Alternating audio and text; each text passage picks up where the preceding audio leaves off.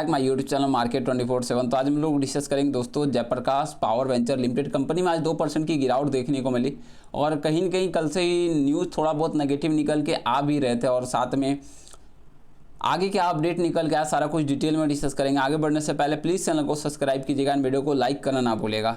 अगर इस कंपनी की बात की जाए तो कंपनी ने नो डाउट काफ़ी ज़बरदस्त रिटर्न बना के दिया है। जिसने भी एक मंथ पहले खरीदारी कर लिया होगा भाई ज़बरदस्त प्रॉफिट देखने को। कहाँ कंपनी 13-14 के आसपास चली आई थी और फिर कंपनी रिकवर करके 20 रुपये तक आ गई। तो काफ़ी सारे गुड न्यूज़ देखने को मिल गए। तो सबसे पहले वॉर सीज फायर हो चुका है एंड और NCLAT और सुप्रीम कोर्ट ने भी अडानी को लगभग अप्रूवल दे ही दिया, लेकिन इसी बीच वेदांता की एंट्री होती है और ये मामला रुक जाता है।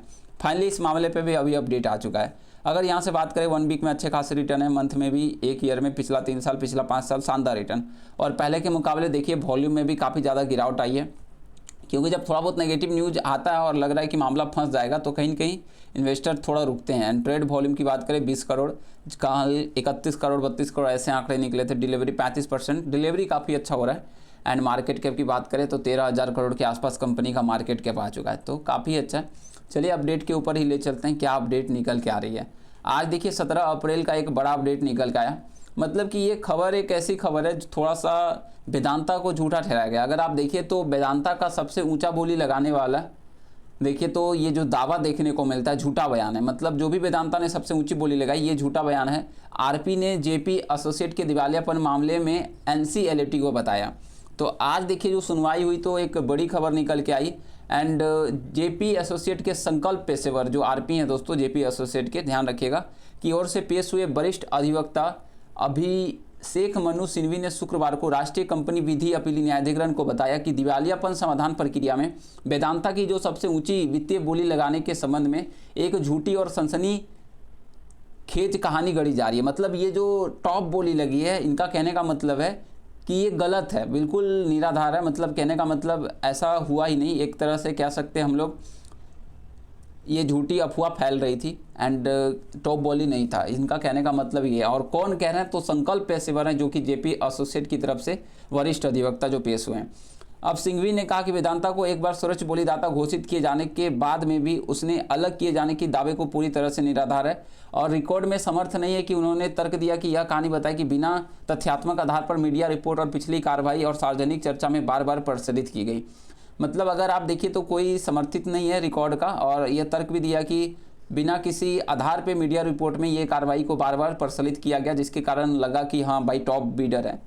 बट अब देखते हैं, देखिए टॉप बीडर तो जब आरपी द्वारा वेदांता के सभी समाधान आवेदक द्वारा भेजे गए ईमेल में केवल यह बताया गया कि चुनौती प्रक्रिया समाप्त होने के बाद सभी प्रस्ताव को निर्धारित मापदंडों के तहत समग्र रूप से मूल्यांकन किया जाएगा। और जोर देकर यह भी संचार प्रक्रियात्मक प्रकृति का था और केवल शुद्ध वर्तमान मूल्य NPV के आंकड़े बताए गए थे। मतलब कि देखिए किसी का आंकड़ा नहीं खुलासा किया गया था, सिर्फ NPV ही बताया गया था, जिसमें वेदांता को उच्चतम बोली घोषित नहीं किया गया था। अब देखिए यहाँ पे सिंघवी वरिष्ठ अधिकारी ने सीधा कह दिया है कि कोई मतलब हमारे तरफ से ऐसा बयान ही निकल के नहीं आया कि उच्चतम बोली वेदांता का था, ठीक है ना ही किसी स्थिति के किसी प्रकार के बदलाव का संकेत दिया था। अब देखिए ये पूरी तरह से मामला बदलता हुआ देखने को मिल रहा है और ये एक बड़ा खुलासा हुआ है।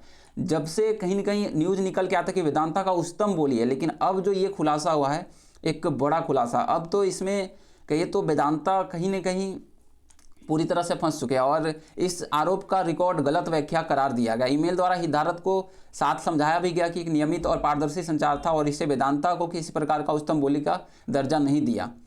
तो अब देखते हैं आगे क्या अपडेट निकल गया। अब पूरी तरह से मामला पलटता हुआ निकल के आया और सभी जो ये हाईएस्ट बीड को लेकर ही ये जा रहे थे। कहाँ पे तो NCLAT गए थे, किसके कारण तो हाईएस्ट बीड को लेकर ही गए थे। अब जो उनके वकील का कहना है कि ये हाईएस्ट बीड है ही नहीं, तब तो ये मामला खत्म हो जाता और ख़त्म हो गया तो बस भाई अब काम खत्म हो जाएगा। अब आगे की बात करें तो COC का देखिए, अब इसमें जो अपडेट निकल गया कि COC केवल मूल अनुपालन योग्य योजना पर ही विचार किया और नियम के तहत परिविष्ट को वैध रूप स्वीकार नहीं किया। और लेनदार की समिति कहिए तो सोमवार 20 अप्रैल को इस मामले में बहस करेगी। अब देखिए 20 अप्रैल को नई बहस होगी, फिर नया अपडेट आएगा। और इसका मतलब क्या होता है, अगर वेदांता को उच्चतम बोली नहीं होगा तो बोली उच्चतम किसका होगा भाई, अडानी का। इसलिए अडानी को अप्रूवल मिला। तो अब यहाँ से 100% एक तरह से कहिए तो अगर ऐसा नहीं होता, उच्चतम बोली नहीं रहता, तब तो फिर अडानी के हाथ में ही कंपनी जाएगा, अब कोई रोक ही नहीं सकता। बट वेदांता अगर प्रूफ दिखा देता है, अगर ऐसा कुछ होता है, फिर तो फंस जाएंगे। देखिए अगर ये ऐसा बोल रहे हैं तो हो सकता है ये भी तो झूठ नहीं बोलेंगे, और वेदांता भी बोल रहा है तो वो भी झूठ नहीं बोलेगा। अब और वेदांता को ये बात तो नहीं मालूम है कि कौन कितना बोली लगाया है, ठीक है। एंड बस ये जो चर्चा चल रही इसी बेसिस पे सबको बताया गया, और जो लगातार कहिए तो यहाँ पर एक तरह से ट्रेंड चला कि वेदांता हाईएस्ट बोली दाता है, ऐसा नहीं है।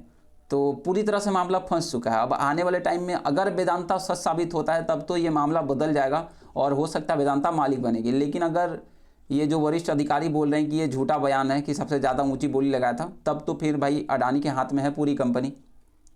फिर अब देखते हैं कब तक अपडेट निकल के आता है। बाकी काफ़ी लंबे टाइम से मामले चल रहे हैं और उम्मीद करते हैं अभी अगर इस तरह के न्यूज़ आते रहें तो थोड़ा सा नेगेटिव सेंटीमेंट रहेगा, और आगे जल्द अब कंपनी के Q4 के रिजल्ट आएंगे, और रिजल्ट बेहतर तो फिर कंपनी और बेहतर करती हुई निकल के आ सकती है। फंड की तो म्यूचुअल फंड ने भी दोस्तों इस मौका का ज़बरदस्त फायदा उठाया, मार्च में ज़बरदस्त खरीदारी की, आप देख ही सकते हो।